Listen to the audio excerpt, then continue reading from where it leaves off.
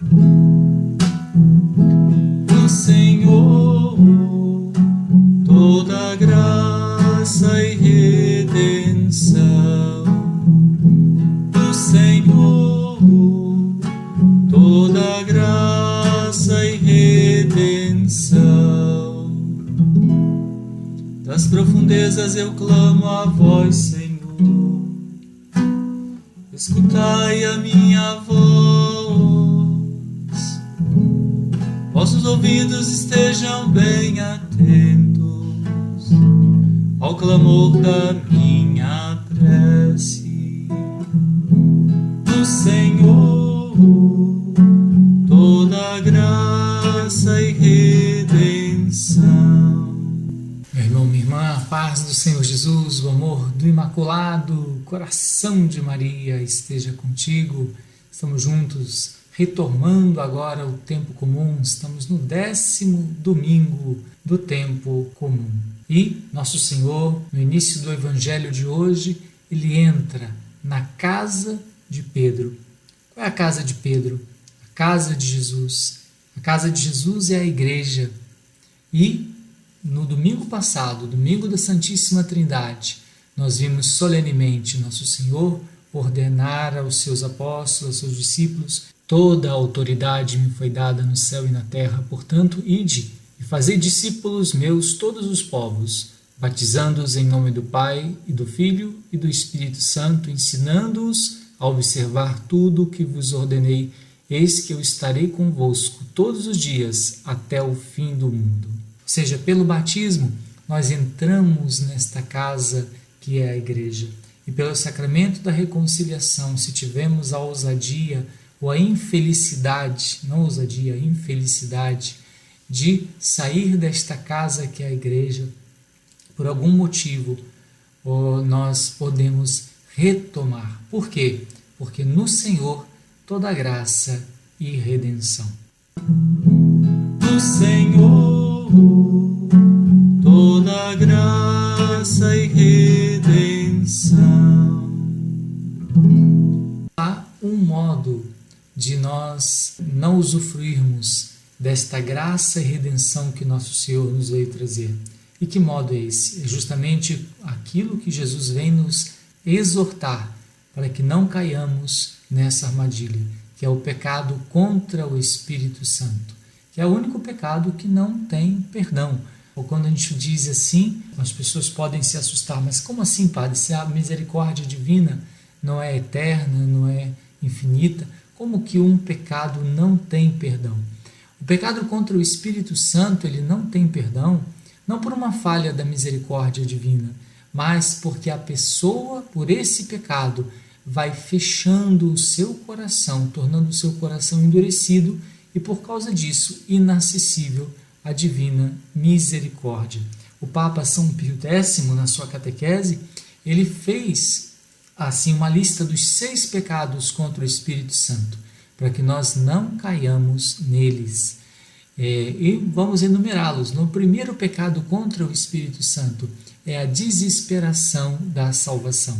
Ou seja, a pessoa não se confessa porque acha que o seu pecado é maior do que o oceano da misericórdia de Deus. Não deixa de ser um orgulho. Ou seja, provavelmente é o pecado de Judas, que achou que o seu pecado era maior do que a misericórdia divina e foi se enforcar. E dizia São Bernardo: muito errou aquele que achou que o seu pecado é maior do que a cruz de nosso Senhor Jesus Cristo. Por quê? Porque no Senhor toda graça e redenção. Do Senhor, toda graça e redenção. O segundo pecado contra o Espírito Santo é o contrário desse, ou seja, é a presunção de salvar-se sem merecimento. Não sei se você já escutou, infelizmente, alguém falar isso. Eu estou salvo, mas vocês católicos estão todos perdidos, todos no inferno. Ou seja, a pessoa dizer que já está salva nesse mundo em que nós temos que rezar como Santo Agostinho explica o Pai Nosso, diz: não nos deixeis cair em tentação, mas livrai-nos do mal. E diz na oração do Senhor, perdoai-nos as nossas ofensas, como nós perdoamos a quem nos tem ofendido. Ou seja, cada dia nós devemos que pedir perdão dos nossos pecados e pedir ao nosso Senhor que não nos deixeis cair em tentação. Ou seja, a pessoa dizer que já está salva é uma presunção, ou seja, é o contrário do primeiro pecado contra o Espírito Santo, que também é orgulho e também fecha a pessoa a se confessar, porque ela não se confessa porque acha que não precisa, ou seja, também exclui a divina misericórdia. O terceiro pecado contra o Espírito Santo é a de negar uma verdade conhecida como tal. É o pecado dos fariseus. Jesus tinha ressuscitado, os guardas tinham constatado essa realidade, eles pegaram dinheiro, deram para os guardas e disseram, olha, dizem que os discípulos vieram pegar o corpo. E os fariseus olhando Jesus expulsando os demônios, dizendo no evangelho de hoje, não, ele expulsa por força de Beelzebul. Ou seja, é lógico, e nosso Senhor diz claramente, ninguém saqueia a casa do homem forte e não o amarra. Então assim também Jesus, que é o mais forte, o demônio é o forte, mas Jesus é o mais forte, duelam forte e mais forte, diz o cântico pascal. É a vida que vence a morte. Jesus é o mais forte e por isso ele nos liberta de todo o mal. Porque no Senhor toda graça e redenção. Só que quem nega a verdade reconhecida como tal se fecha à misericórdia de Deus. Por exemplo, pessoa que sabe que um anticoncepcional pode gerar não só que não fecunde o óvulo, mas que pode gerar que aquele óvulo fecundado não cole no útero, ou seja, ali faça um aborto, e fala assim, não, mas eu acho que não é pecado não. Ou seja, a igreja está dizendo que sim é pecado, e a pessoa diz, não, mas eu acho que não é. Ou seja, negar a verdade conhecida como tal. E ali pode, se a pessoa persiste nisso, pode gerar o pecado contra o Espírito Santo. Ou seja, sem que também a pessoa acaba não se confessando. Então vemos que o pecado contra o Espírito Santo acaba não permitindo que a pessoa se confesse e se arrependa. E por isso não é uma falha da misericórdia de Deus, mas um fechamento da pessoa. Que nosso Senhor nos livre. Quais são os outros pecados? Por exemplo, a inveja da graça alheia. Quando a pessoa se ressente com Deus por não ter dado a ela o dom que deu a outra pessoa. Claro, Deus deu a cada um dons diferentes. Cada um deve cultivar o dom que Deus lhe deu, estar contente, louvando a nosso Senhor com o dom que foi dado por Deus. Que mais? Quais são os outros pecados contra o Espírito Santo? É a obstinação no pecado, o quinto.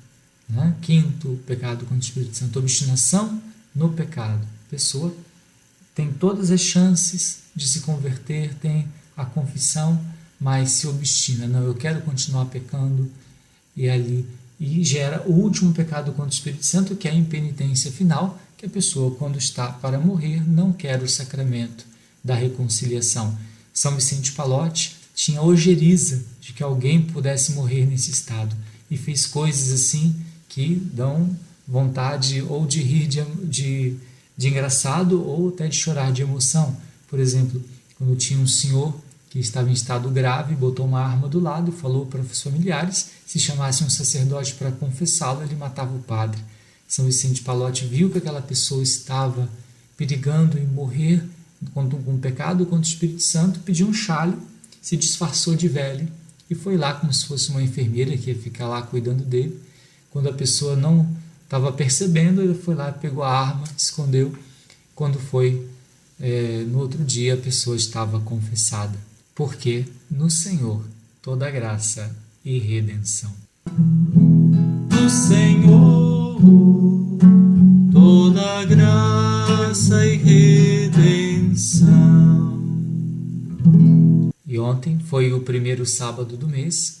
Nossa Senhora, em Fátima, quando mostrou o inferno aos pastorinhos, deu logo o remédio. Ou seja, ela dizendo que ia aparecer uma outra vez, ensinando a devoção aos 5 primeiros sábados em desagravo ao Imaculado Coração de Maria, e quem abraçasse essa devoção, ela daria todas as graças para a salvação. E o que são os 5 primeiros sábados? Ou as 9 primeiras sextas-feiras em honra do coração de Jesus? São justamente essa confissão mensal que não permitem que a pessoa endureça o coração, o que consistiria o pecado contra o Espírito Santo. Por isso, Nossa Senhora prometeu todas as graças da salvação para aqueles que no primeiro sábado, antes do primeiro sábado, se confessassem. No primeiro sábado, fizessem 15 minutos de meditação sobre os mistérios do terço, para não rezar o terço como uma metralhadora. Rezassem realmente o terço e comungassem em estado de graça, nesse primeiro sábado do mês, em desagravo às ofensas que a humanidade ingrata faz ao coração de Nossa Senhora.